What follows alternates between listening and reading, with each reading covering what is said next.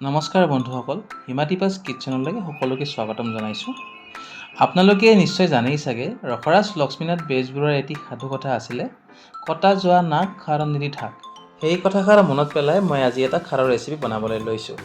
এই ৰেচিপিটো সৰুতে মোক আইতাই বনাই খুৱাইছিলে, অমিতা দি মাছৰ মূৰৰ খাৰ। এই ৰেচিপিটো বনাবলৈ মই লৈছোঁ, এটা মাছৰ মূৰ দুফালকৈ কাটি লৈছোঁ, কেঁচা অমিতা এফাল লৈছোঁ, নহৰু কেইফুটামান লৈছোঁ, আৰু ইয়াতে মই লৈছোঁ ভীমকলৰ খাৰ আৰু অকণমান মেথি গুটি মই ইয়াতে লৈছোঁ। এতিয়া মই অমিতাফাল টুকুৰা টুকুৰকৈ কাটি ল'ম আৰু লগতে নহৰু কেইফুটামান এনেকৈ গুচাই ল'লোঁ। এতিয়া মই খাৰখিনি চেকনি এখনেৰে চেকি ল'লোঁ।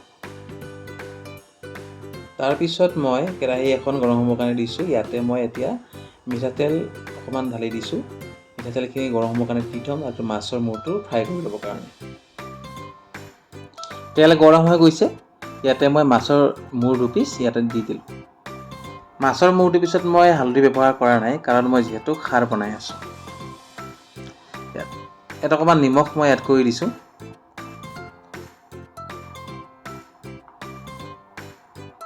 মাছৰ মূৰ দুপিচ হৈ গৈছে ভাজি। এতিয়া মই মাছৰ মূৰ দুপিচ এনেকৈ নমাই ল'ম।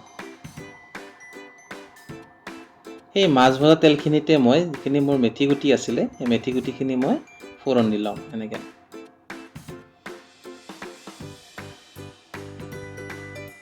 আপোনালোকে যদি বিচাৰে এনেধৰণে আপুনি খাৰৰ ৰেচিপি বনাই খাব পাৰে। আপোনালোকে খুবেই খাবলৈ সোৱাদ হয়, এনেকৈ বনাই খাবচোন কেতিয়াবা, খুবেই টেষ্টি হয়। আৰু মোক কমেণ্ট কৰি জনাব আপোনালোকে খাই কেনেকুৱা পালে। এতিয়া মই কাটি ৰখা অমিতাখিনি ইয়াতে এড কৰি দিছোঁ।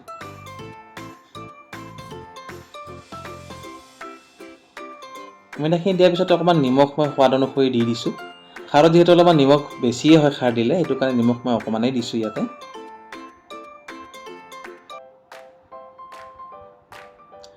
আৰু যিখিনি থেতেলি ৰখা আপোনাৰ নহৰু আছিলে, নহৰুখিনি মই ইয়াতে এড কৰি দিছোঁ।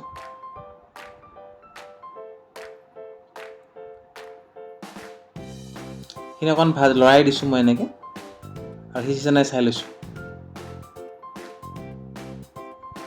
এতিয়া মই ইয়াতে পানী এড কৰি দিম আৰু এনেকৈ লৰাই দিম।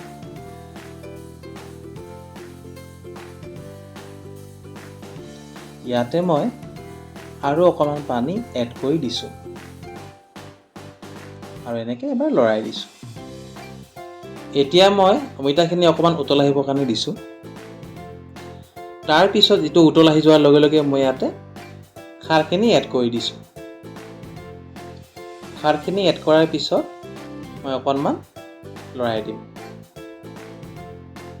মোৰ ভিডিঅ'টো চাই আপোনালোকে কেনেকুৱা পাইছে জনাব, আৰু যদি ভাল পাইছে লাইক, কমেণ্ট এণ্ড শ্বেয়াৰ কৰি দিব। এতিয়া মই ইয়াতে মাছৰ মূৰ দুটা এড কৰি দিছোঁ।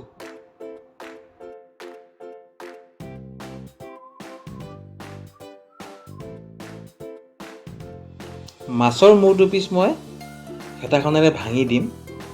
মাছৰ মূৰ দুপিচ যদি ভাঙি দিয়া হয়, তেতিয়াহ'লে খাবলৈ আঞ্জাখন খুবেই সোৱাদ লগা হয়। এইখিনি এতিয়া মই অকণমান সিজিবলৈ দিম।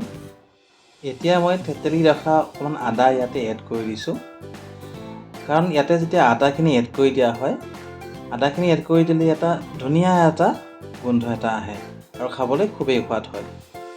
এয়া মোৰ অমিতাৰ খাৰ অলমষ্ট ৰেডি হ'ব হৈ গৈছে। ইমানটো গ্ৰেভিত ৰাখিলেই হৈ যাব। আৰু আপোনালোকে মোৰ চেনেলটো যদি ছাবস্ক্ৰাইব এতিয়ালৈকে কৰা নাই, ছাবস্ক্ৰাইব কৰি ল'ব আৰু লগতে বেল আইকনটো দবাই দিব। মোৰ ভিডিঅ'টো শেষলৈকে চাই থকাৰ বাবে সকলোকে ধন্যবাদ জনাইছোঁ। এয়া খাৰৰ ৰেচিপি ৰেডি।